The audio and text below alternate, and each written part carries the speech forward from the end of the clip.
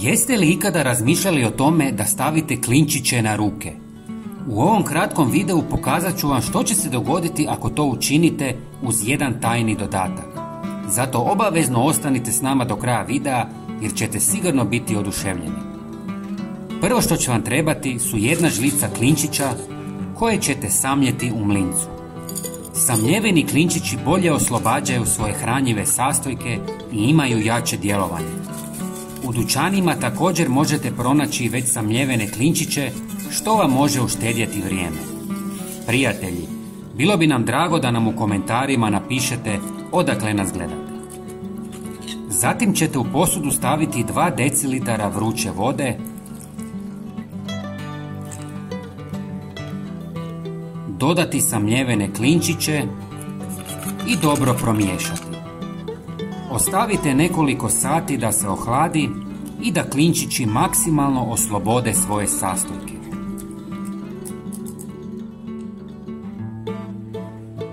Sada sve procijedite kroz gazu kako u vodi ne bi ostalo krupnih zrnaca.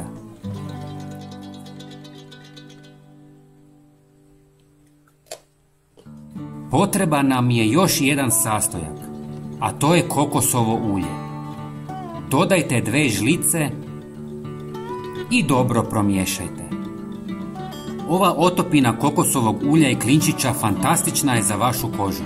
Kokosovo ulje pruža dubinsku hidrataciju čineći kožu mekom i hidriranom. Klinčić ima prirodna antibakterijska svojstva koja pomažu u borbi protiv bakterija i infekcija na koži. Antioksidativna svojstva ove otopine doprinose zaštiti kože od slobodnih radikala smanjujući znakove starenja.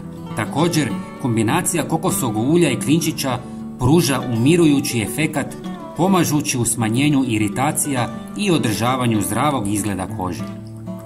Ali to nije sve.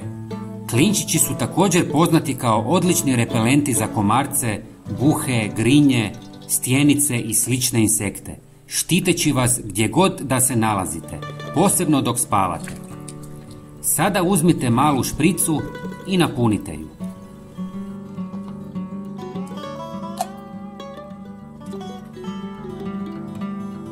Namažite ruke i ostatak tijela kada god želite. Koža će biti zdravija, svježija i s manje bora, uz ugodan miris. Dragi prijatelji, bilo bi nam drago da podijelite ovaj video sa svojim prijateljima i pretplatite se na naš kanal. Hvala vam puno. Pozdrav!